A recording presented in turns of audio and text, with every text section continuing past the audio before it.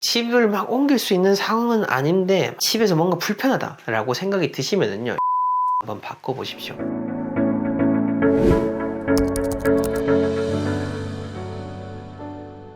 네, 건국대학교에서 아파트 풍수론을 강의하고 있는 전동입니다.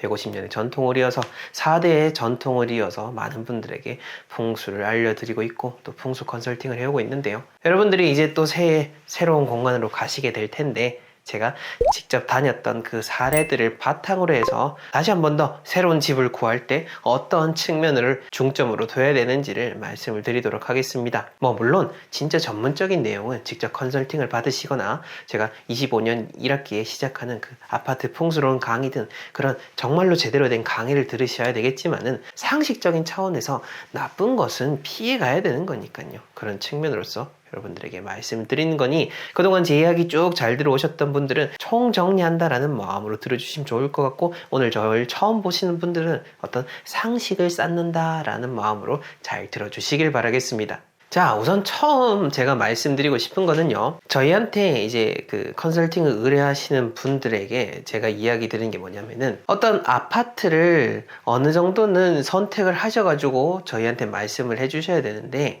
아파트 자체에 대한 부분을 뭘 판단을 해야 되냐라고 한다면은, 풍수적인 어떤 것을 판단하세요 라고 절대 이야기 드리지 않습니다. 왜냐?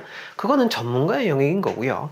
일반적으로 우리가 생각해야 되는 것은 바로 그 단지 그 집과 나와의 인연입니다. 이 집과 나와의 인연이다라고 하는 것은요, 이 세상을 바라보는 진짜 정통의 이 풍수의 관념인 겁니다. 황제 태경에서도 늘 그렇게 얘기하지 않았습니까? 사람이 있어 집이 있고 집이 있어 사람이 있다라고 했습니다. 집이 이게 사람이 잘 관리를 해줘야 그 안에서도 운이 잘 돌아가게 되는 것처럼, 집이라고 하는 것은 그 사는 사람하고 아주 밀접한 인연이 있는 겁니다. 부부의 연 그 이상일 수도 있는 거라는 거죠. 그렇게 봤을 때 제가 막연히 어떤 딱 일로 가세요, 여기 이 아파트로 가세요, 이게 아니라 일단 그 아파트를 살고자 하는 사람이 먼저 가서 하다못해 그 느낌이라도 느끼고 와야 된다는 거죠. 이게 어떻게 비유를 할 수 있냐면요, 그런 것 같습니다. 여러분들이 어디 소개팅이나 맞선 자리에 갔다라고 생각해 보겠습니다. 제가 남자니까요. 제가 남자일 때 상대방 그 여자가 나와 있으면은 그 여자가 누군지를 제가 먼저 봐야 되지 않겠습니까? 처음 딱 보고 이 사람 마음에 들어, 그리고 서로 이렇게 만남을 쌓아가면서 집안에 데리고 가야 되는 거지, 제가 처음 가는 게 아니라 집에 있는 부모님을 제 대신 앉혀가지고 한번 어떤지 봐주세요 라고 하는 거랑 똑같은 격입니다. 그러니 이 집이라고 하는 인연, 여러분들이 나와 어떤 그런 친밀함을 가질 수 있는 존재인지 아닌지 생각하는 것처럼 그런 따뜻한 느낌이 있는지 없는지를 먼저 판단하시는 것이 중요한 겁니다. 물론 현실적인 요건들 다 고려하셔야 되는 거죠.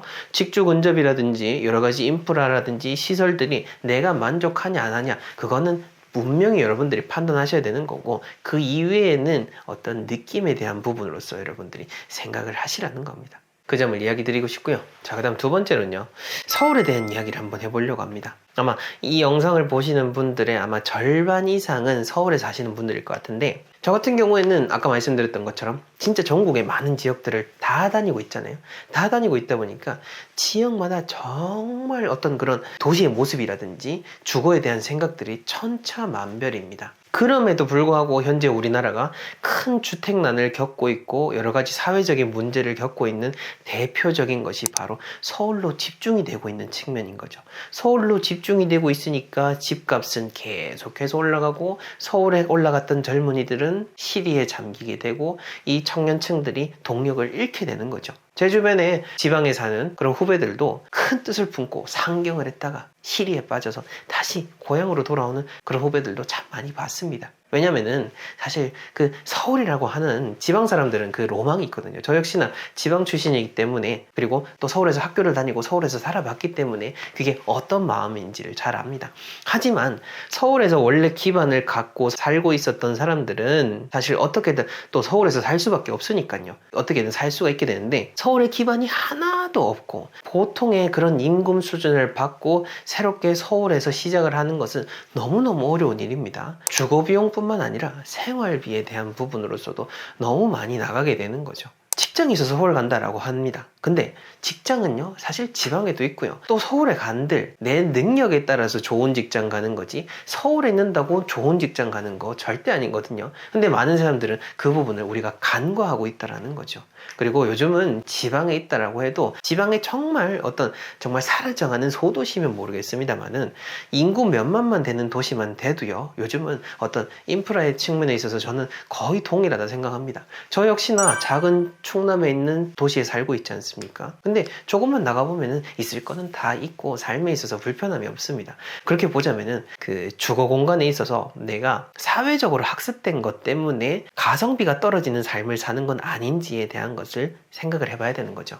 저는 이 풍수에 대한 연구도 하고 있지만은 또 부동산으로는 우리나라에서 1위 대학이죠. 건국대학교에서 박사과정을 밟고 있는데, 거기서도 교수님께서 하시는 말씀이 앞으로 우리가 이 주거에 대한 측면은 어디에 사느냐도 중요하지만은 어떻게 사느냐, 이 주거의 질에 대한 측면, 그리고 나이가 들어서 이런 질을 추구할 수 있는 주거는 어떤지에 대한 부분을 계속해서 고민해야 된다라고 말씀을 하십니다. 그리고 이것은 부동산을 전공하고 전문가들이 생각해야 될 게 아니라 사실 우리들이 먼저 그렇게 생각을 해봐야 되는 거죠. 자, 그렇게 봤을 때 우리가 그런 행복에 대한 척도를 조금만 수정을 해보게 되면은 행복해질 수 있고 더 풍족하고 진짜 현실적으로도 잘 살 수 있는 그런 주거의 선택지들이 정말로 많습니다. 정말로 많다라는 거 저는 꼭 강조해서 말씀을 드리고 싶고, 이렇게 인식의 전환이 되면은요, 어찌 보면은 그런 복잡한 부동산 정책들보다 더 빠르게 이런 사회적으로 안정이 될 수 있는 측면이 분명히 있을 거다라고 저는 생각이 들고요.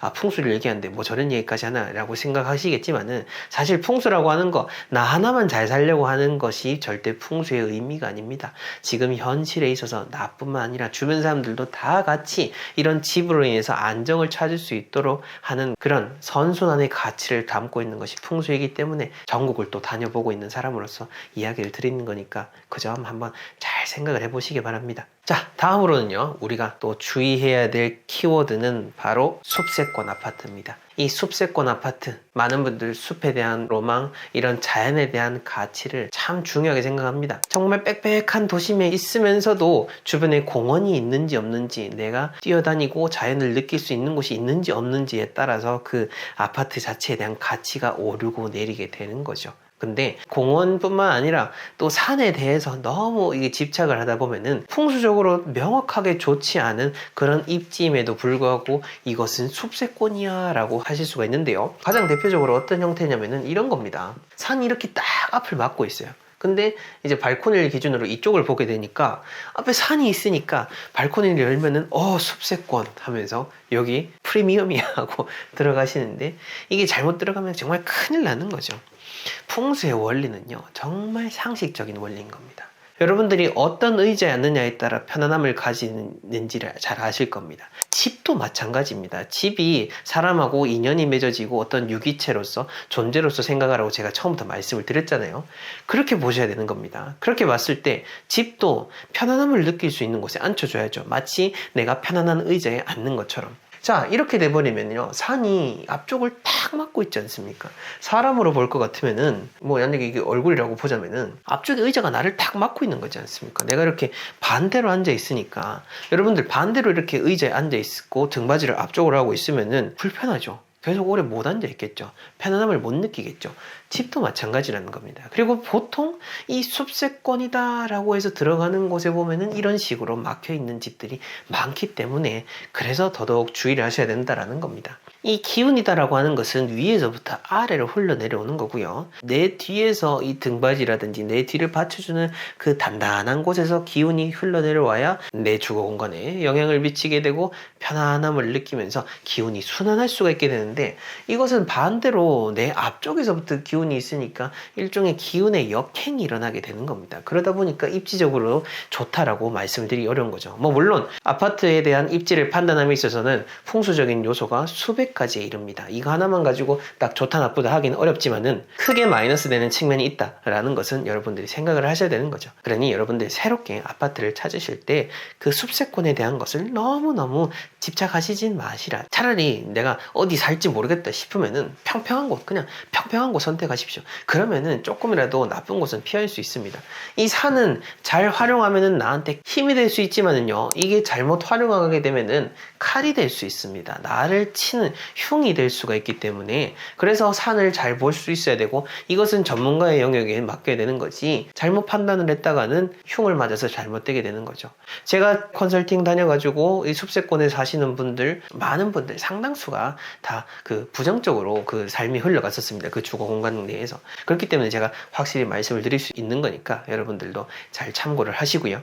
그리고 지금 이렇게 말씀을 드렸으니까 제가 하는 말인데, 아파트는 향을 기준으로 앞을 판단합니다. 그러니까 발코니가 앞에 그 향인 겁니다. 그거를 바탕으로 해서 여러분들이 향을 정하시면 되는 거고, 지금 이 집을 막 옮길 수 있는 상황은 아닌데 막 여러 가지 집에서 뭔가 불편하다라고 생각이 드시면은요, 여러분들 그 하다못해 방이라도 한번 바꿔보십시오. 여러분들 스스로라도 일단 너무 정체되어 있는 것 같고 너무 부정적으로 흘러가는 것 같다라고 하면은 방이라도 한번 바꿔보시면 달라지게 됩니다. 제가 말씀드린 대로 해서 강원도 쪽에 그 한 집도 컨설팅을 해드리고 아들 방하고 딸 방하고 싹 바꿔줬습니다. 바꾸라고 하니까 진짜 바꾸고 나서부터 말 안 듣던 아들은 말을 잘 듣게 되고, 그 딸도 훨씬 더 공부에 대한 부분을 중요하게 생각을 하게 됐다라고 의뢰인분이 말씀을 해주셨었습니다. 자, 그러니까 이 방을 바꾼다라는 거 정말로 무섭습니다. 제가 그 구체적인 그런 사례들이 참 많습니다. 많은데 제가 지금까지 쓴 책들에도 중간중간 녹여져 있으니까요, 관심 있으신 분들은 책도 한번 보시면 좋을 것 같고, 여튼간에 변화를 주는 것이 참 중요한 겁니다. 물론 잦은 변화, 집안에 자꾸 손대고 계속 뜯어고치고 하면은 그것은 흉입니다. 분명 흉에 걸릴 확률이 매우 높습니다. 근데 많은 분들은 상당수 정체되어 있는 기운 속에서 살아가는 측면이 있습니다. 집들을 돌아보게 되면요. 자, 그렇게 봤을 때는 큰 마음 먹고 침대 방향이라든지 방 배치라든지 그 가구 배치에 대한 것들을 수정을 여러분들이 해보시면서 이렇게 하니까 조금 더 안정이 됐구나 한다면은 그게 맞는 거니까요. 그렇게 생각하시면 되고, 집에 대해서 만약에 여러분들 고민되시잖아요. 살고 있는 집에서 한 5년 10년 살고 보니까 뭔가 안 좋은 것 같아. 그래서 저희한테 의뢰를 주시거나, 혹은 새롭게 이제 가야 될 공간인데 분양받은 저 아파트 가도 될까? 뭔가 좀 찜찜한데, 어제 계약을 했는데 저 집 가도 될까? 뭔가 찜찜한데 싶어가지고 저희한테 의뢰를 해서 제가 또 직접 가잖아요. 근데 신기한 거는요, 의뢰인분들이 이렇게 고민을 해서 연락을 주시고 부정적으로 생각이 기울다 보니까 연락을 주셨는데 그게 상당수 맞습니다. 즉, 제가 말씀드리고 싶은 게 뭐냐면요, 내가 가고자 하는데 주저되는 마음이 있다라고 하면은 아마 그거는 여러분들이 가야 될 곳이 아니기 때문에 확률이 있다라는 거죠. 물론 전문적인 판단을 정확하게 하는 것도 중요한데, 우선은 뭔가 찜찜한 기운이 든다라고 하면은 너무 과감하게 행동하실 필요는 없다라는 겁니다.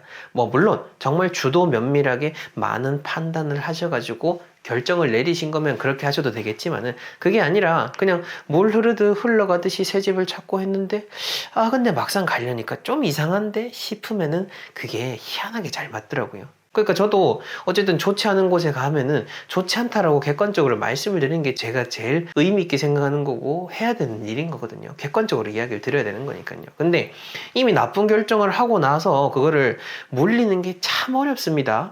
예를 들어서 계약금을 포기한다라든지, 또 분양받은 아파트를 포기하고 또 새 집을 알아본다라는 게 쉽지 않고, 또 가족들 간에도 합의가 잘 안 될 수가 있습니다. 또 무슨 이상한 거 믿고 풍수 믿고 그러냐라고 생각하면서 같은 가족이라고 해도 이제 비난하는 경우도 참 많은데요. 근데 그래도 이렇게 풍수의 가치를 아시는 분들, 제 이야기 여기까지 들으신 분들이 훨씬 더 지혜로우신 분들이고 격이 높은 분들입니다.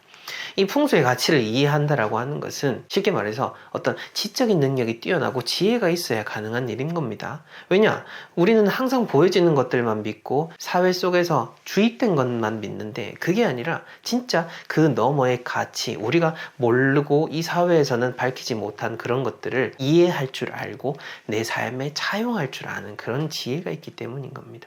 자, 여튼간에 여러분들이 그 집을 새롭게 가야 되는데 찜찜하다 싶으면은요, 확실하게 짚고 넘어가든지, 그게 아니면은 안 가는 것이 맞을 수도 있다라는 거, 그 점도 여러분들 잘 생각을 해주시면 좋을 것 같습니다. 저는요, 전국 팔도를 다니면서 산도 보고 집도 보고 회사 건물도 보고 볼 거 참 많이 보는데요.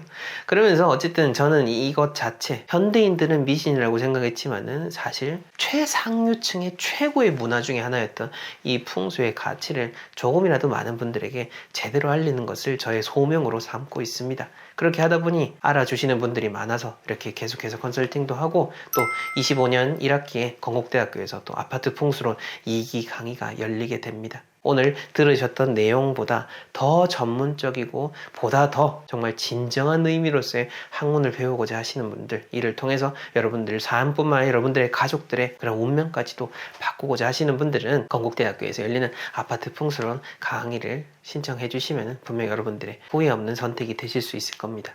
우리의 삶은요, 생각 하나 뒤집는 거에 따라서 완전히 달라질 수 있게 됩니다. 여러분들이 조금 더 자연의 기운을 받아들일 줄 알고, 이런 풍수의 가치를 알고 삶을 풍족하게 만들 수 있는 그런 지혜를 갖춘 분들이 되시길 바랍니다. 분명 여러분들 그런 분들일 겁니다. 네, 그럼 저는 다음 시간에 더 의미 있는 이야기로 찾아뵙겠습니다. 감사합니다.